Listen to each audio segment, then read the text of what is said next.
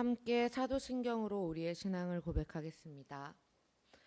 전능하사 천지를 만드신 하나님 아버지를 내가 믿사오며 그 외아들 우리 주 예수 그리스도를 믿사오니 이는 성령으로 잉태하사 동정녀 마리아에게서 본디오 빌라도에게 고난을 받으사 십자가에 못 박혀 죽으시고 장사한 지 4일 만에 죽은 자 가운데서 다시 살아나시며 하늘에 오르사 전능하신 하나님 우편에 앉아 계시다가 저리로서 산 자와 죽은 자를 심판하러 오시리라.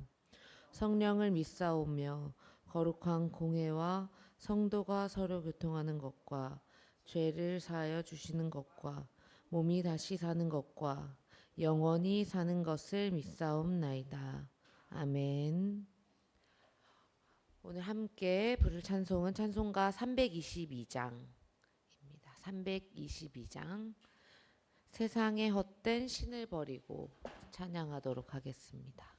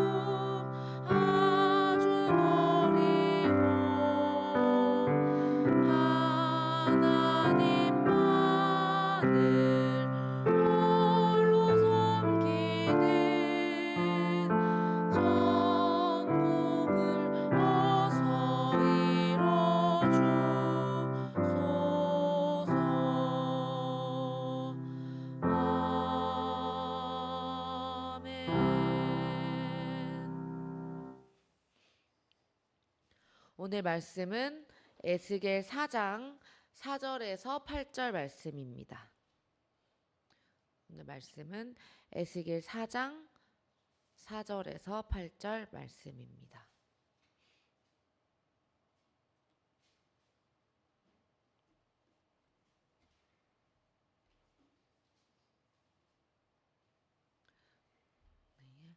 함께 봉독하겠습니다.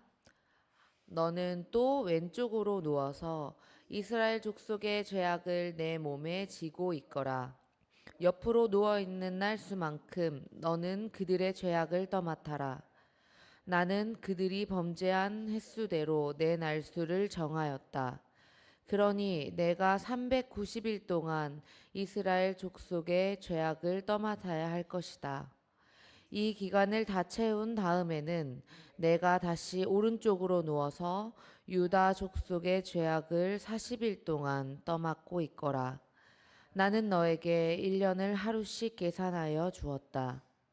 너는 이제 예루살렘의 포위망을 응시하면서 내 팔을 걷어붙이고 그 석음을 심판하는 예언을 하여라. 내가 너를 줄로 묶어서 내가 갇혀있는 기한이 다 찰 때까지 내가 몸을 이쪽 저쪽으로 돌려눕지 못하도록 하겠다. 아멘. 하루의 시작, 또 기쁜 아침에 말씀 앞으로 나오신 예담 성도님 여러분 모두 환영하고 축복합니다. 이른 새벽에 눈을 이렇게 뜨고 이부자리를 벗어날 수 있는 것은 하나님께서 우리에게 말씀을 사모하는 마음을 더 강하게 해주시기 때문인 것을 믿습니다. 날로 하나님께서 말씀을 사모하는 힘을 주시는 매일이 되기를 소망합니다. 네. 어제부터 말씀으로 만난 선지자 에스겔 이름이 바로 하나님께서 힘을 주신다, 하나님께서 강하게 하신다 라는 뜻을 가지고 있습니다. 에스겔은 이름 그대로 하나님께서 힘을 주시지 않으면 살아갈 수 없었던 선지자였습니다. 하나님의 힘으로만 살아갈 수 있었던 선지자란 말이죠. 에스겔은 포로지였던 바벨론에서 사역을 시작했습니다. 에스겔 1장 1절에서 3절 말씀을 보면 여호야긴 왕이 사로잡힌 지 5년째 그달 5일에 하나님께서 에스겔에게 하늘을 열어 환상을 보여주신 것을 알 수 있습니다. 느부갓네살 왕이 왕위에 오른 지 석 달밖에 되지 않은 아주 어린 왕 여호야긴을 사로잡아서 간 지 5년째 되던 해였지요. 이때 유다의 상류층 사람들도 같이 바벨론의 포로로 잡혀가게 되었고 그 끌려간 사람들 가운데 에스겔도 있었습니다. 에스겔은 포로지에서 절망의 상황 가운데서 선지자의 역할을 감당해야 했던 것입니다. 그 절망의 상황 가운데 에스겔은 사람의 생각으로는 이해할 수 없는 도저히 이해하기가 힘든 하나님의 명령들을 감당해야 했습니다. 에스겔 4장부터 24장까지의 말씀은 앞으로 예루살렘과 유다에 대한 하나님의 심판의 말씀입니다. 죄로 가득 찬 성읍으로 인하여 예루살렘이 완전히 점령당하고 파괴될 때까지 하나님의 심판은 멈출 수도 돌이킬 수도 없었습니다. 하나님은 예루살렘과 유대를 향한 그 심판들을 상징하는 행위를 에스겔에게 시키셨고 그 에스겔이 감당하도록 명령하셨습니다. 그 행위는 아주 극단적이고 또 어떻게 보면 무섭고 무거운 상징들입니다. 오늘 우리가 읽은 4장에는 그 행위가 자세히 나와 있습니다. 짤막짤막하게 읽어보겠습니다. 너는 왼쪽으로 누워서 이스라엘 족속의 죄악을 내 몸에 지고 있거라. 옆으로 누워있는 날수만큼 너는 그들의 죄악을 떠맡아라. 내가 390일 동안 이스라엘 족속의 죄악을 떠맡아야 할 것이다. 그리고 다시 오른쪽으로 누워서 유다 족속의 죄악을 40일 동안 떠맡고 있거라. 나는 너에게 1년을 하루씩 계산하여 주었다. 라고 쓰여 있습니다. 에스겔은 이스라엘과 유다의 죄의 무게를 대신 지기 위하여 누워 있어야만 했습니다. 에스겔은 북쪽을 의미하는 왼쪽으로 누워서 이스라엘의 죄악을 대신 짊어지기 위해 390일을 보냈습니다. 그리고 나서는 남쪽을 의미하는 오른쪽으로 누워서 나머지 유다의 죄악을 40일 동안 감당해야 했습니다. 이때 하나님께서는 몸을 이리저리 움직이지 못하도록 몸을 동이셨다고 쓰여 있습니다. 가만히 누워 있는 것이 편할 것 같지만 움직이지 못하고 한 자세로 누워 있는 것은 여간 불편한 일이 아닙니다. 제대로 움직이지도 못하고 또한 430일 동안이나 바닥에 붙어 있으라는 그 불편하고 이해하기 어려운 명령을 에스겔은 순종하며 나아갑니다. 또한 4장 9절에서 17절까지의 말씀에는 하나님께서 에스겔에게 빈약한 재료로 부정한 떡을 만들어 먹으라는 명령을 하십니다. 에스겔은 밀과 보리와 콩과 팥과 조와 귀리를 한 그릇에 하루에 20세겔씩 먹으라는 명령을 하십니다. 받습니다. 20세겔은 약 250g인데요. 하루에 먹을 양으로는 참 적은 양이죠. 그리고 이 곡물과 같이 물은 하루에 6분의 1흰씩 먹으라고 명령을 하십니다. 물 6분의 1흰은 약 0.6리터, 600ml 정도로 저희가 편의점에서 사 먹는 물보다 약간 많은 양입니다. 그러나 물은 우리가 음식할 때도 사용을 하기 때문에 그 물을 하루에 먹는다는 것은 상당히 적은 양임을 알 수 있습니다. 여기서 여러 가지 섞은 혼합 곡물을 먹는다는 것이 저희가 지금 건강을 위하여 잡곡밥을 해 먹는다는 것과 의미가 매우 다릅니다. 여러 잡곡을 한데 모아서 섞어 먹는 것은 그때 백성들이 포로로 잡혀갔던 상황을 말합니다. 비정상적인 그러한 전쟁 식량을 하루에 배급된 대로만 먹을 수 있었던 것이죠. 에스겔은 하나님의 명령에 의해서 그 누워있는 390일 동안 포로에게 정량 배급된 재료만으로 인분을 태워서 부정한 떡을 만들어 먹었어야 했습니다. 원래는 새똥을 태우는 것으로 이제 요리를 할 때 사용을 했지만 하나님께서는 이스라엘 사람들이 부정하게 여겼던 인분을 태우는 행동을 하게 시키셨습니다. 하나님의 율법대로라면 그 부정한 빵을 먹는 것은 에스겔이 목숨처럼 소중히 여기는 예배와 그의 일상이 훼손되는 것입니다. 그러나 그리고 나서 에스겔은 본인의 정결함을 주장하며 하나님께 명령을 취소해 주시거나 아니면 번복하여서 조금 경감하여 주실 것을 요청을 했고, 그래서 하나님께서는 인분을 사용하는 것 대신 새똥을 사용하는 것으로 바꿔주셨습니다. 그리고 이 명령 또한 에스겔은 순종하며 감당해냈습니다. 4장 이후로도 하나님께서는 에스겔에게 여러 가지 이해할 수 없는 행위를 명령하십니다. 에스겔은 날카로운 칼로 스스로 머리털과 수염을 깎습니다. 머리털과 수염을 깎는다는 것은 백성에게 굴욕과 수치심을 상징합니다.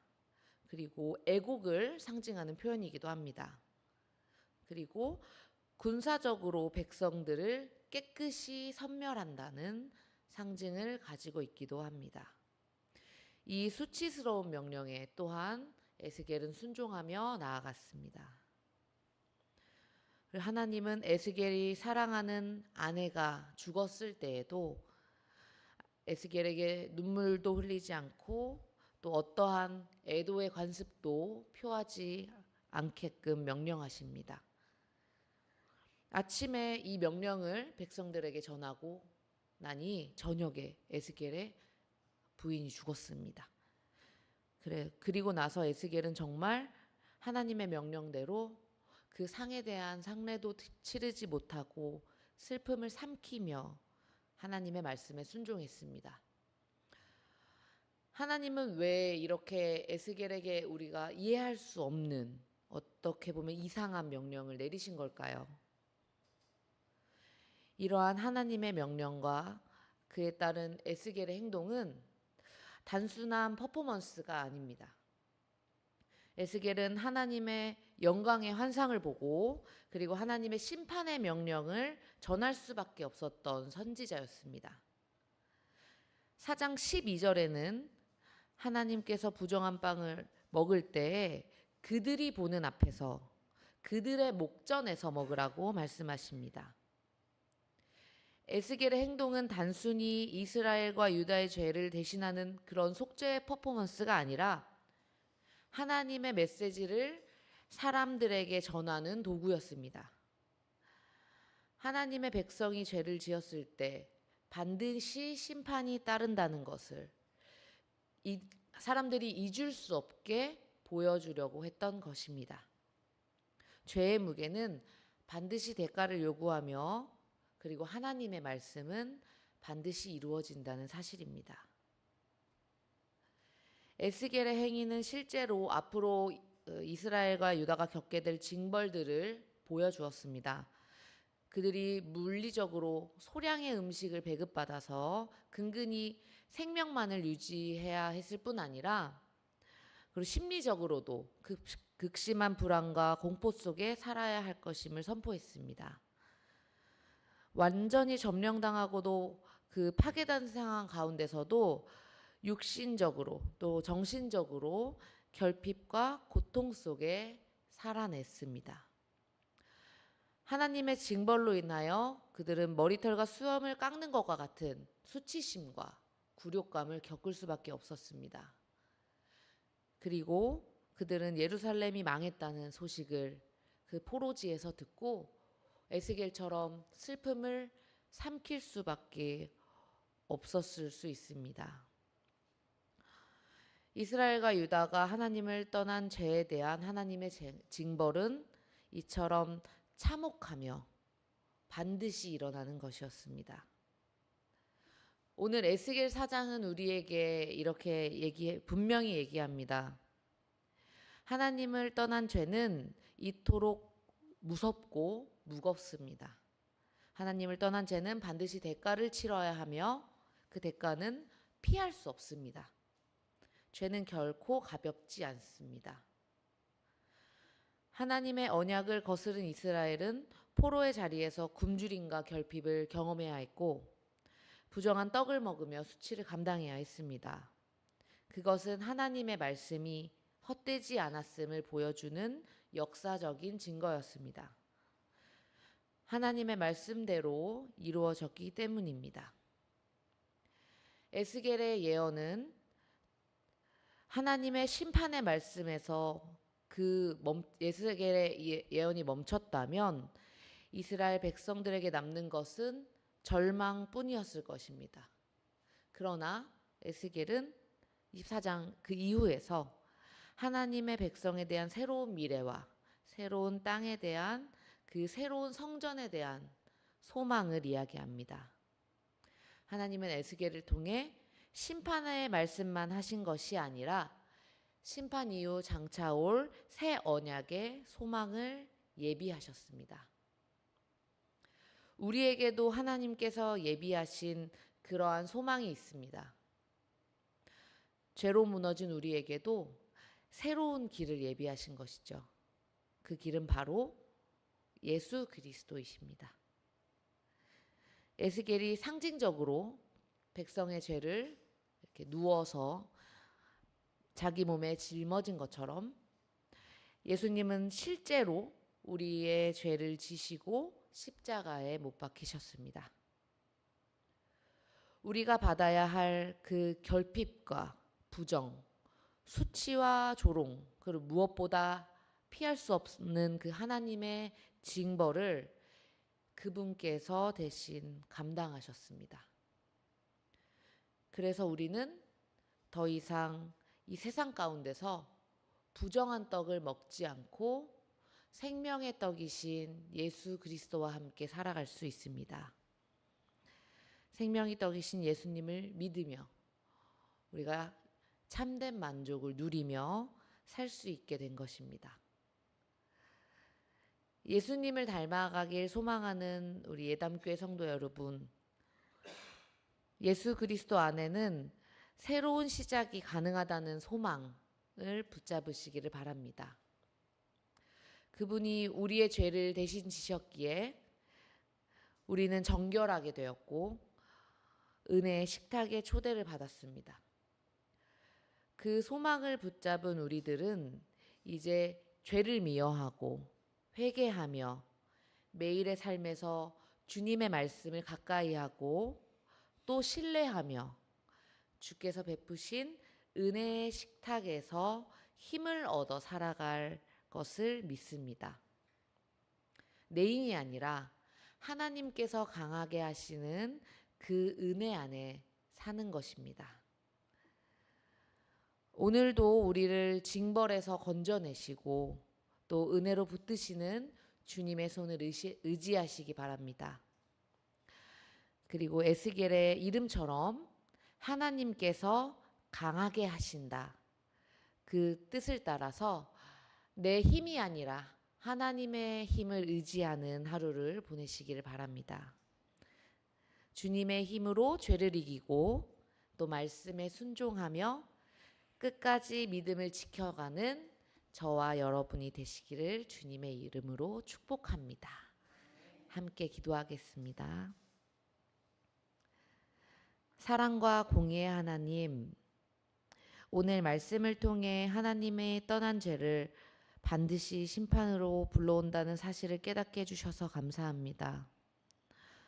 우리가 스스로의 힘을 의지하고 하나님 없이 살아가려 할 때마다 결핍과 고통 가운데 빠지게 된다는 것을 다시금 깨닫게 됩니다. 그러나 하나님, 우리에게 소망을 주시니 감사합니다.